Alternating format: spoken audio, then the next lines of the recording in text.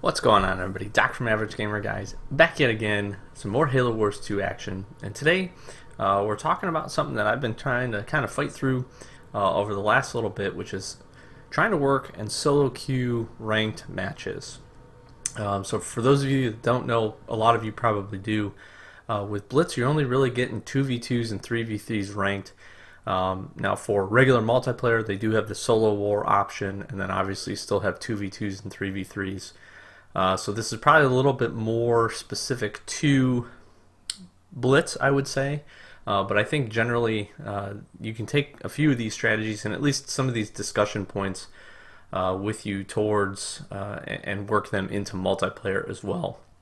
The reason I kind of want to talk about this is obviously because without a 1v1 option for ranked in Blitz, you're really left with not a whole lot of options if you want to play ranked. You either get a friend or two friends to queue it up, or you end up having to solo queue and kind of risk your teammate and risk some synergy or lack thereof if you queue these up and have to play into these games. So what I've kind of found that's been relatively successful for me, again, by no means am I a pro here, but some things that I found a little bit of success with. I'm sitting at Platinum 1 right now, which is decent. It's okay.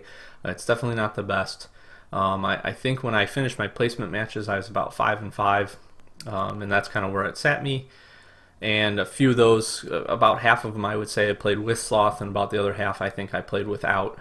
So the one thing really that I wanted to talk about as far as setting it up and solo queuing is I am a firm believer that you need to have a deck that doesn't really have much of a weakness to anything. And that's extremely hard to do in Blitz because you only get so many options. You can only set your deck up so many different ways. We're seeing a lot of the meta, at least that I've been seeing, has been a lot of what we kind of face in this match, which is kind of a small unit spam. It's a strategy, totally understand it. These guys went a little bit higher, working in, getting some of their leaders, as you see Forge's Warthog right there.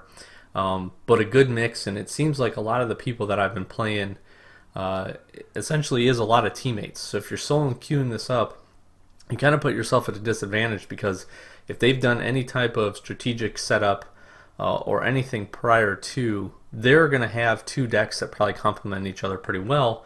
And when you queue up solo, obviously you can't do that. You got to kind of have a deck that can essentially do a little bit of everything and not have too much weakness to a specific type. So you can't be too weak to air, you can't be too weak to vehicles, or too weak to infantry. And I found if you have a deck that sets up like that and can kind of play a mid strategy just about the whole game, and generally I won't say you necessarily have to have a good energy curve. I think you should have some type of energy curve that facilitates kind of a later game, because a lot of these, I won't say a ton of them, but a good portion of my games, especially solo queuing up, there's a lot of swings back and forth, especially when you start to get ranked. You're definitely playing, even at Platinum 1, where I'm sitting, I'm playing people that they really know what they're doing, which at Platinum you should have a pretty good, you've definitely won quite a few games at that point. So you definitely need strategies and a deck that can kind of, one, work to your playstyle, but also two, can kind of fight that early, that mid, and that late game. So I've been a big fan of Consano. That's what I'm using here in this match. But again, a lot of the decks and deck builds that we have, I actually think work pretty well for this. The one weakness to a lot of the stuff that I've come to see, again, is that small unit spam, where single units have a hard time taking down large groups of units, and that's what a lot of people are going for with this meta. Now I don't see it, I would say I see it about 50% of the time. The other times I see really some balanced units. I mean, this match started out a little bit as a small unit spawn. They've kind of got a little bit of the same thing going here, but they're also kind of keying up and using some of their bigger units as well. And it seems like they have a good diversity of troops that they're calling in as well. And this match really, it's a lot of back and forth. We definitely take the early disadvantage here, where we're not doing much. And again, that's part of the issues with solo queuing is you are reliant on your partner. You can't fight these, especially if you're playing a team of 2 people, you can't fight these units in these battles by yourself. You have to have teammate support. I haven't really seen many games where my teammate doesn't do anything, but there's definitely been some games where I've been a little bit frustrated by the lack of kind of maneuverability. I think even at the beginning of this game there was an instance where my teammate had a pretty good army. He could have went and captured a point, and he ended up not doing that and fighting for it with his army. I'm not sure why, but that's kind of beside the point. So again, I think your best strategies is really based around your deck. Have a good mid-range deck. Have something that can go late. Have something that can have some pretty deep bombs, especially if you're good at grabbing energy. But also have some capability to fight some of the early game, and that really, for me, equates to having some troops that you can call in pretty quick, and call in quite a few of them. I found the best 2 things to deal with that kind of multi-unit, heavy, crazy amount of unit spawn, and you see I got a nice little army going here, is to either do that, build yourself up a decent little army yourself, with some healing and support units. Extractor Marines I've become pretty fond of for the UNSC, to be honest, or really good like mid-range leader powers also really seem to help quite a bit. And again, what I've seen here is these guys use a lot of the siege units. Siege units are actually really awesome as well against these bigger groups, because they have an area of effect damage when they're hitting in. And they can kind of range and push a little bit farther. So that's definitely a strategy as well to employ.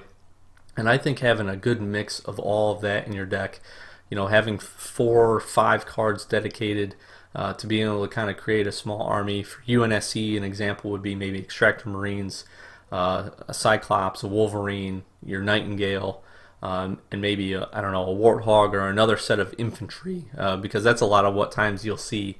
Is kind of the infantry spam.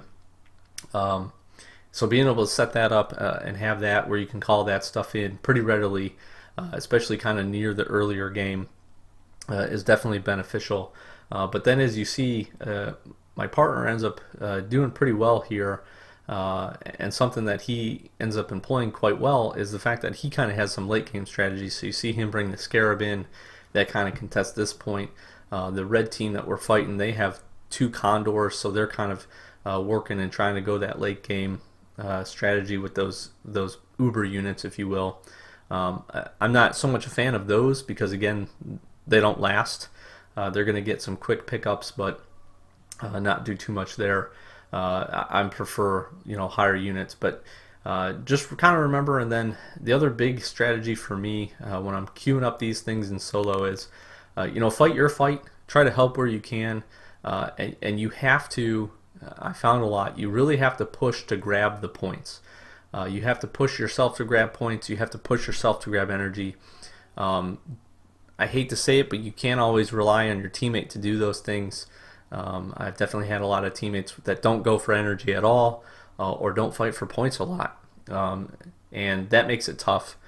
So it seems kind of silly, but just general strategies, just fight your fight. And again, have a good mid-range deck. I don't ever during this game really get to my top tier cards with Inferno and Cansano, because this small strategy seems to be working pretty well against what these guys are bringing in. And we definitely have the advantage at this point, where my mass units really just kind of take down and do even pretty good work to this Grizzly, and I'm taking that out there. So just kind of wanted to talk through it, get a little bit of competitive gameplay in. Let me know how you guys are doing solo queuing. As always, if you're new to the channel, make sure you subscribe, follow us on Twitter, join the Average Gamer Guys Club. And yeah, we're going to be bringing more of this. We got some more competitive 2v2s and talking through some other strategies. So hopefully you enjoyed. Thanks so much for watching this video. I've been Doc with Average Gamer Guys. We'll check you next time.